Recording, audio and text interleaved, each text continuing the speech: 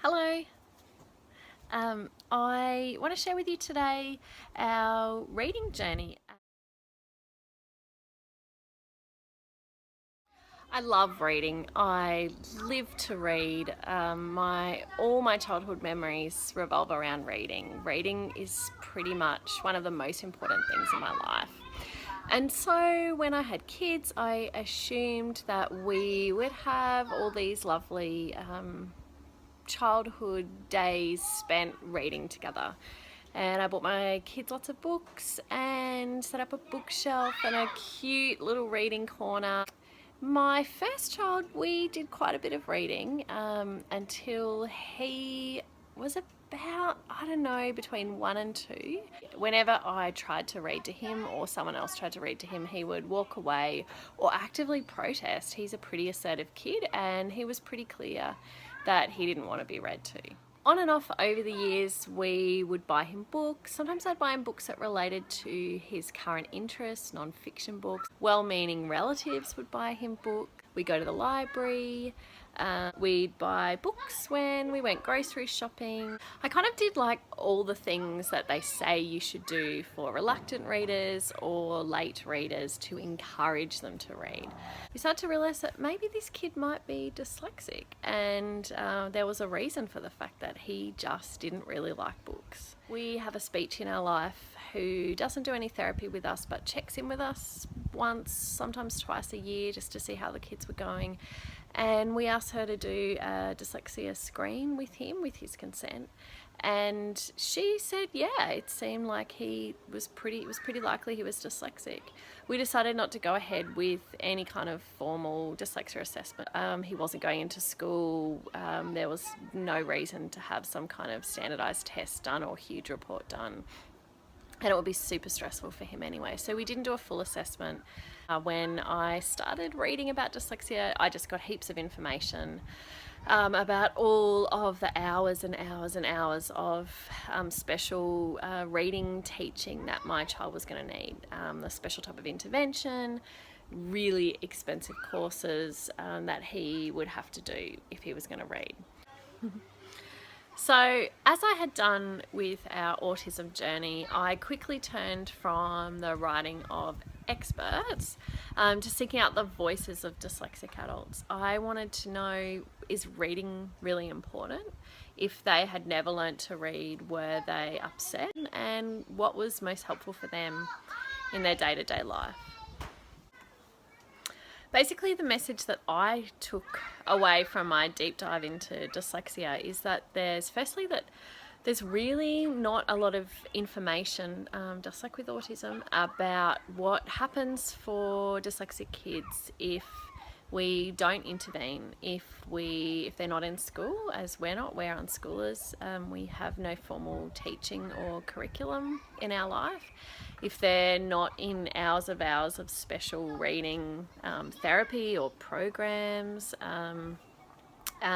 what actually happens? And do children who are dyslexic learn to read later naturally? And does it even matter? And so I really had to unpack a lot of my beliefs about reading because of how important reading was for me, and come to a place where I decided that it really it doesn't matter, that it really is okay if my child never reads.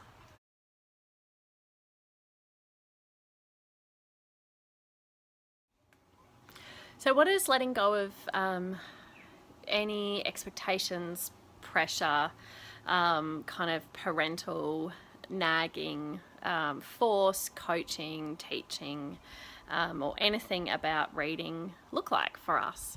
Well, in our family, it doesn't mean that we don't want to access words.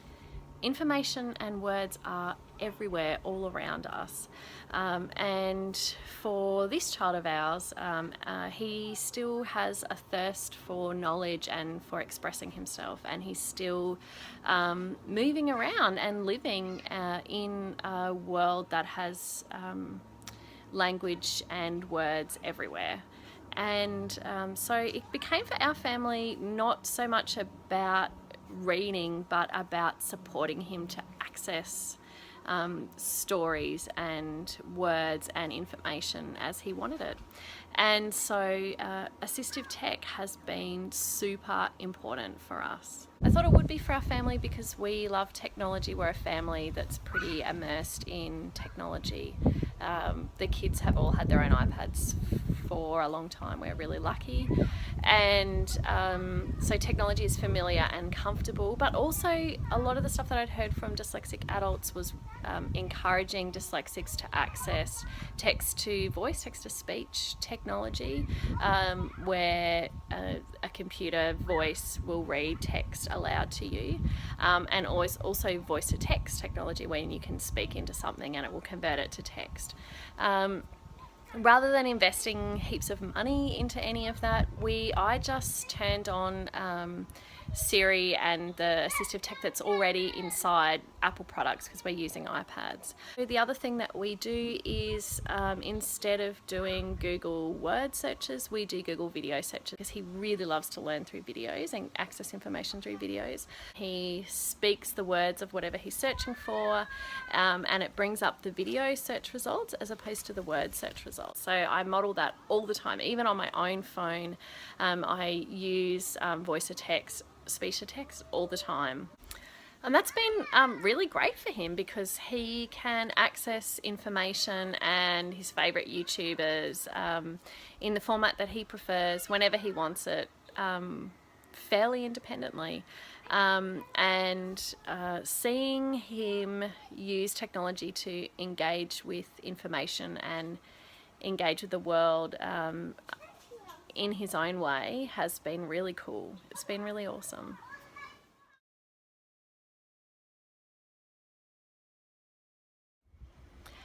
One of the really cool things about using voice to text inside YouTube and Google and games and whatever is that Siri gets it wrong sometimes. And I've seen my son over time go from speaking a word, seeing Siri get it wrong, being frustrated, coming out to me, asking me to type it in, which I do, and it's gone from there to him sometimes typing in whole words, or he'll do a little bit with Siri for words he doesn't know, and then he'll add in words that he does know. So it's kind of been really nice to see him gain confidence both in using the technology, but also in having a go. And this part of one of the struggles for this particular child is he's super anxious about making mistakes. He doesn't like to do things until he knows that he can get it right. So seeing him slowly build up confidence with typing and writing words has been really awesome.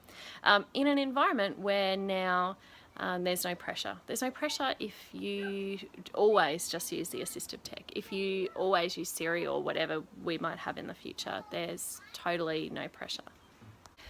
I've given up on buying and planting books around everywhere, and instead I've shown him how to access Audible.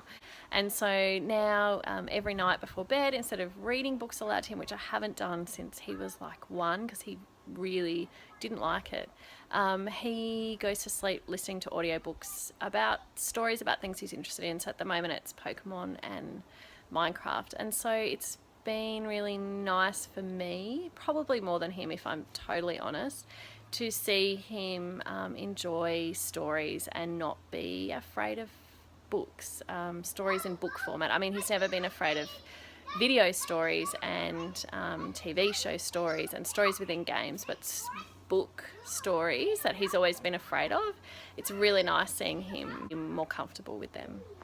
Recently, probably in the past month, we've seen this child start to independently do a little bit of reading. He certainly wouldn't consider himself a reader, and I don't really want to focus too much on that because the outcome's not really the point, and I feel like the next chapter is his to tell. Who knows how he'll talk about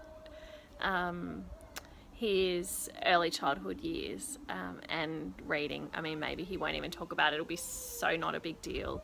Maybe he'll say that he, as an adult, that he still is really not into reading, or he doesn't like reading, or he can't read. But he does XYZ to access information instead. I know that he'll be an excellent advocate for himself and for his needs, because he already is an amazing self-advocate. You know, maybe he'll suddenly pick up a book later on and love it and be reading heaps. I don't know. I've really let go of that. It's not important to me anymore. What is important is that I listened to him, responded to him, that we stay connected, that we didn't get into a battle, that I haven't spent his early years trying to make him who he is, and that we've kept that connection without shame. So I'm really happy that we've been able to do that.